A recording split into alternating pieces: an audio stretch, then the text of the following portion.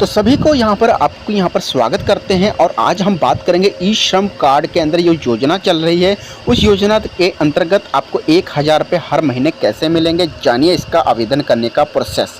तो सभी को यहाँ पर मैं बता देता हूँ, देश यहाँ पर सरकार बहुत अच्छे से यहाँ पर आपको एक नई सुविधा प्रदान करने वाली है। अब जैसे कि पता है कि 1 अप्रैल आने वाला है और नया वर्ष किस पर्व की शुरुआत होने वाली है। देश के सभी असंगठित क्षेत्र के काम करने वाले करोड़ों श्रमिकों के लिए केंद्र सरकार ने ई श्रम कार्ड योजना शुरू की है।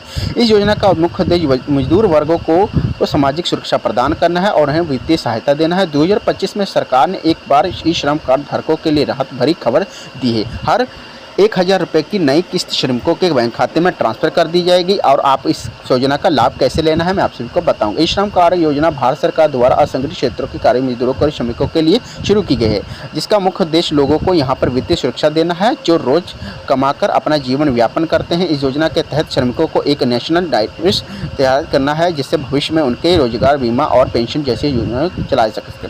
अब 30 करोड़ लोगों से ज़्यादा लोगों ने इस योजना के अंतर्गत ई श्रम कार्ड बनवाया है। सरकार समय समय पर ई श्रम कार्ड धारकों को आर्थिक सहायता रूप में भत्ते और अन्य लाभ देती है। करीब 25 में सरकार ने 1000 रुपये की नई किस्त खाते में जमा करनी शुरुआत कर दी।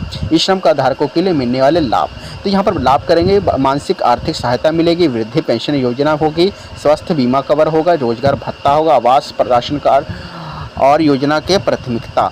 ई श्रम कार्ड भत्ते का उद्देश्य, सरकार ने ई श्रम खाते को योजना का वित्तीय देने का मुख्य उद्देश्य उन गरीब असंगठित मजदूर और श्रमिकों के वर्ग को आर्थिक सहारा देना है जो रोजगार कार्य से अपने परिवार का पालन पोषण करते हैं। यह योजना खासकर उन लोगों के लिए फायदेमंद है जिनकी आमदनी बहुत ज़्यादा सीमित है।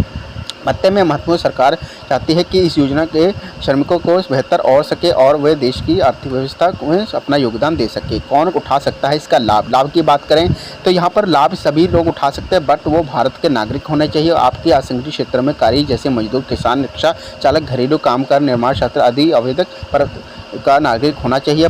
आपके पास आधार कार्ड, बैंक खाता होना चाहिए, आप आयकर दाता नहीं होना चाहिए, ठीक है। और ई श्रम कार्ड भत्ता स्टेप आप कैसे करेंगे? सबसे पहले इनकी यहाँ पर वेबसाइट के ऊपर जाना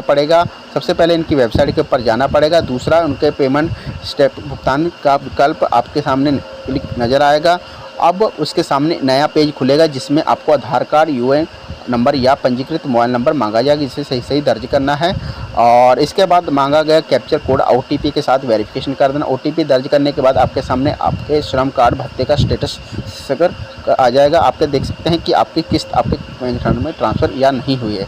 ई श्रम कार्ड बनवाने की प्रक्रिया, जैसे कि यदि आप अपने ई श्रम कार्ड नहीं बनवाया है तो आप किस तरह ऑनलाइन घर बैठे बनवा सकते हैं। सबसे पहले इनकी वेबसाइट के ऊपर जाना पड़ेगा जिसका नाम है http://ishram.government.in पर जाना है। सेल्फ रजिस्ट्रेशन के ऊपर क्लिक करना है, आधार कार्ड नंबर वगैरह, ओटीपी वगैरह डालना है। मांगी गई व्यक्तिगत जानकारी जैसे नाम, पता, कार्य क्षेत्र, बैंक खाता विवरण भरना है। फॉर्म भरने के बाद सबमिट के ऊपर क्लिक करना है। ई श्रम कार्ड डाउनलोड हो जाएगा।